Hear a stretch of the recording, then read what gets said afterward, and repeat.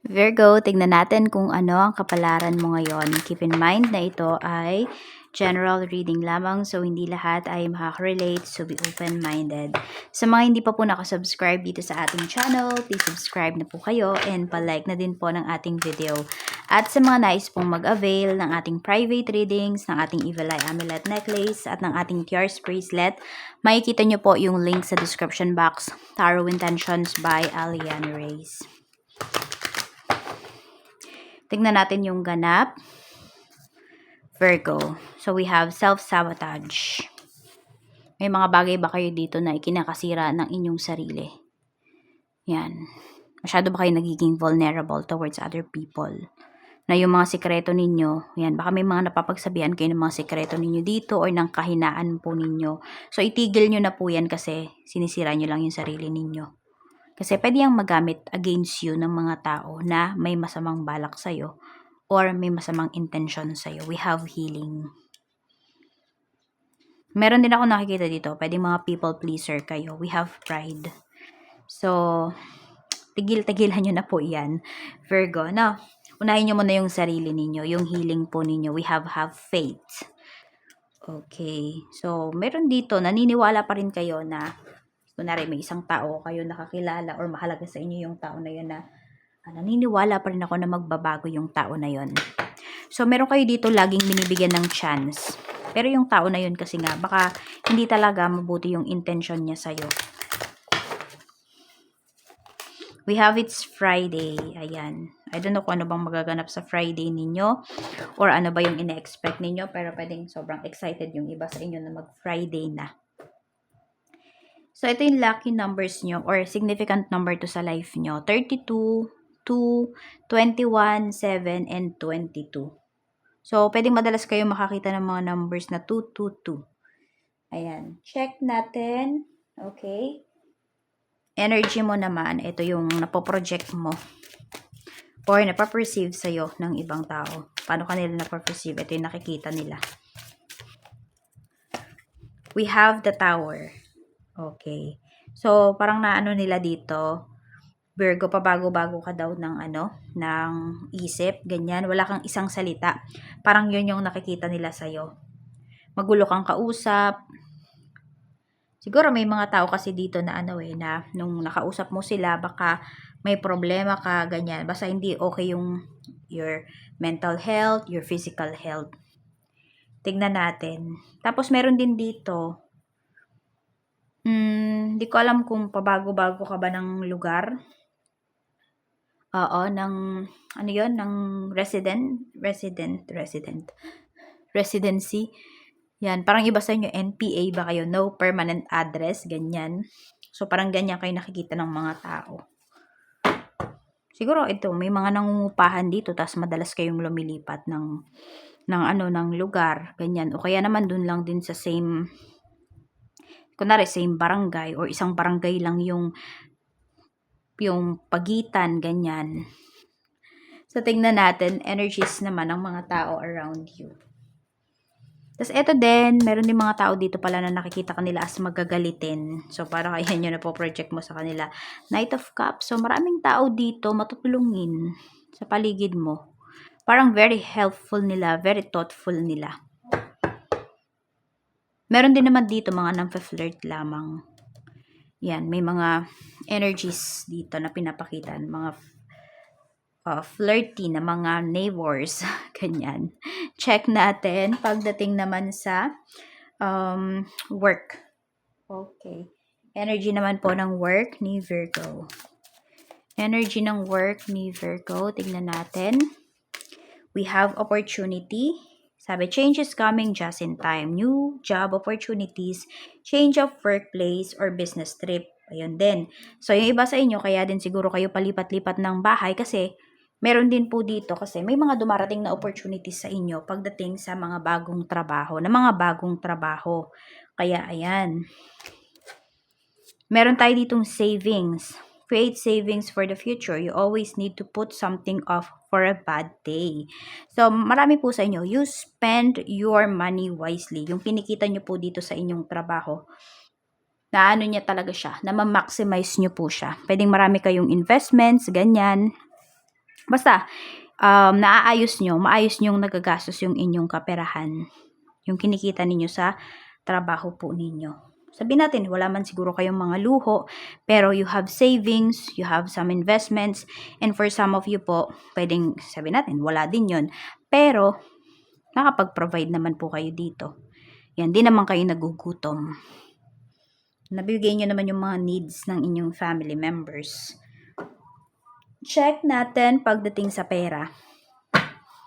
Sa kaperahan naman po, Spirit Guide, kamusta?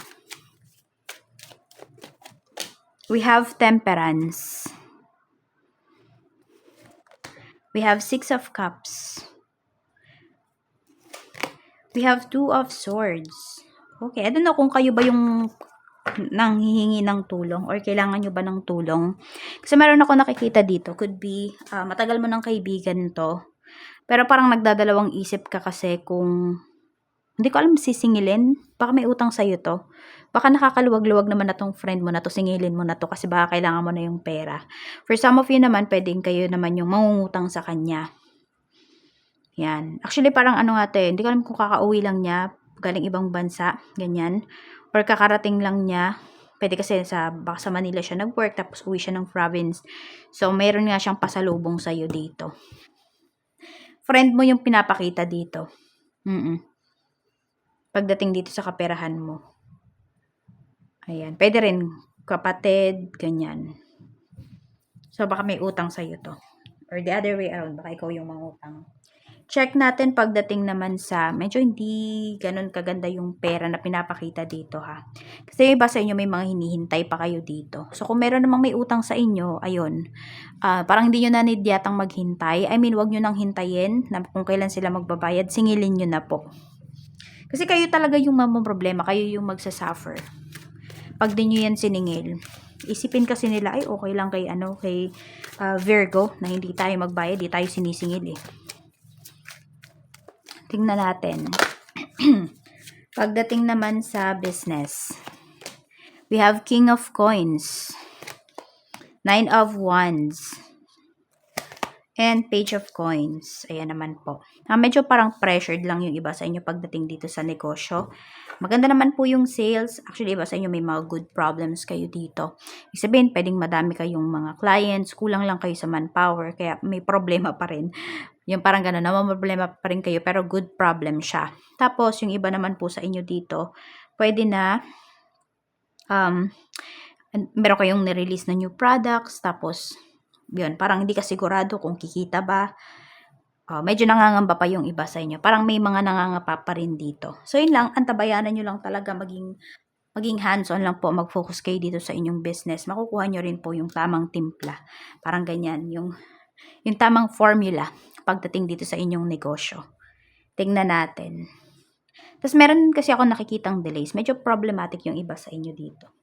Na-stress kayo pagdating dito sa inyong business. Pero makakabawi naman po yung sa sales ninyo. Check natin sa family naman. Kamusta?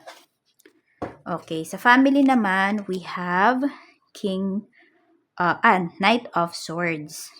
May pasaway dito na family members. Parang ano ba to, mahilig maglalabas. The Star. Meron bang na-aksidente na family members? Mukhang makaka-recover naman po. King of Cups. So, ayan, parang ano to. Di ko alam kung malayo yung agwat mo sa kapatid mo. Yung agwat nyo sa isa't isa. Yan, parang may spoiled kasi dito. Or may pasaway. Yun nga, parang, meron kasi ako nakikitang aksidente. Sa totoo lang, Virgo. Pero, sabi ko nga, kung sino man yung maaksidente na yun sa family members mo, makaka-recover naman siya. Yun nga lang, kailangan syempre ng pera. So, tignan natin. Ano pa yung mensahe? Or meron naman dito pala, no? Pwedeng hindi naman to aksidente. Dati may hindi nagkikibuan na family members mo. Pwedeng, mo to, kapatid mo, tapos tatay mo. Pero, ayan, pwede pong magkakaayos na sila. Tignan natin sa friends naman, kamusta yung energy? Sa friends, we have Page of Cups. Tapos, we have the Sun. So, may good news naman na sasabihin sa'yo yung kaibigan mo. Ayan, may mga kaibigan ka naman dito, Virgo, na hindi puro negative yung pinag-uusapan nyo. Or pag nag-message sila sa'yo, hindi naman puro negative yung kanilang sinasabi. Yan. Either meron ka ditong friend na, ayan o, good news kasi yung ibabalita niya sa'yo eh. Actually, masaya siya. I don't know kung may mako-close deal ba siya or makakapunta na siya ng ibang bansa. Yan po. So, happy ka sa kanya, happy ka sa mga na-receive niya na good news, sa mga nangyayaring maganda sa life niya. Kasi pwedeng nakatulong ka rin dito sa taong to. Actually, nakikita ko naman, hindi ka naman makakalimutan ng taong to. Kahit na makalayo na siya, medyo mataas na yung kanyang mga marireach, no? Hindi ka pa rin kakalimutan. Check natin sa love life naman, kamusta? Sa love life naman po, spirit guide, kamusta? Sa love life, we have the Hanged Man, Ace of Swords, tapos meron tayong Eight of Wands. Okay, so ano lang to, parang pagtitiis mo na ang nakikita ko dito. Ang dami nyo nang sinacrifice para dito sa relationship ninyo. Yes, for some of you po, nakatulong talaga kayo sa person ninyo kung ano man yung na-reach niya ngayon. O, kunwari, asawa mo to. Kasi hindi ka naging toxic sa kanya. Hindi kayo naging toxic sa isa't isa. Tignan natin ano ba yung baka may gusto siyang sabihin na kinikimkim niya na lang. At ikaw din, baka merong ganun. Kasi ayaw nyo masira yung maganda nyong samahan.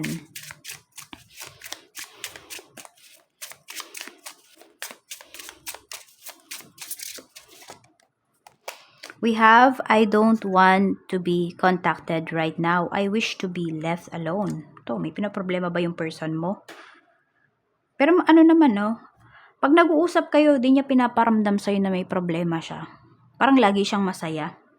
Parang pinaparamdam niya nga na lagi siyang excited sa conversation ninyo. Pero pag siya na lang mag-isa ito, ayan. So, siguro baka mapansin mo mga makalipas ilang araw, parang ayun, matagal siyang sumagot, matagal siyang mag-reply sa mga usapan po ninyo. My focus is on my life. I can't be bothered to worry about you. At parang may pagpapanggap sa energy niya. I'm afraid that your feelings for me are not mutual. Mukhang wala tong tiwala sa'yo. Or wala kang tiwala sa kanya. Medyo mag-ingat po kayo ha. Kasi meron akong nafe-feel dito, baka ginamit lang kayo. Kasi sabi ko 'di ba kanina, pwedeng may naitulong din talaga kayo dito sa person niyo kung ano man yung mga achievements niya ngayon. So baka dahil na-achieve niya na 'yan, medyo nagmamataas na siya. Yan, naging ma-pride na. Pero naniniwala pa rin kayo na hindi. Baka may problema lang siya. Pero sabi ko nga ito yung parang ayaw niyang sabihin sa inyo. Kinikimkim niya na lang. Baka mamaya, diba, pinapalabas niya lang, excited siya sa pakikipag-usap sa'yo, pero totoo, hindi naman pala. Napapanggap lang pala siya. Tingnan natin. Sa health mo naman, we have 9 of Swords. Ayan, laging puyat. Marami sa inyo, Virgo, lagi kayong puyat. Stress na stress yung energy nyo dito. Hindi ko din alam kung bukas yung third eye ninyo. So, pwede kasi na wala kayong mentor. So, hindi nyo siya kontrolado. Kaya, ayun, hindi rin kayo makatulog talaga. Nababother po kayo dito. As in, sobrang stress kayo. Kaya, kung, ayan, nakaano mo po, nabukas yung third eye mo, hindi ko kasi alam kung paano nyo ba nabuksan yan eh. I mean, na-activate pala. Na-activate nyo siya. Hindi ko alam kung ano yung nakapagpa-trigger sa inyo. So, mas maganda hanap kayo ng mentor ninyo. Para, kasi baka mabaliw yung iba sa inyo pag ano yan, pag hindi nyo na-control. Kasi there's a thin line between spirituality at saka sa pagkabaliw.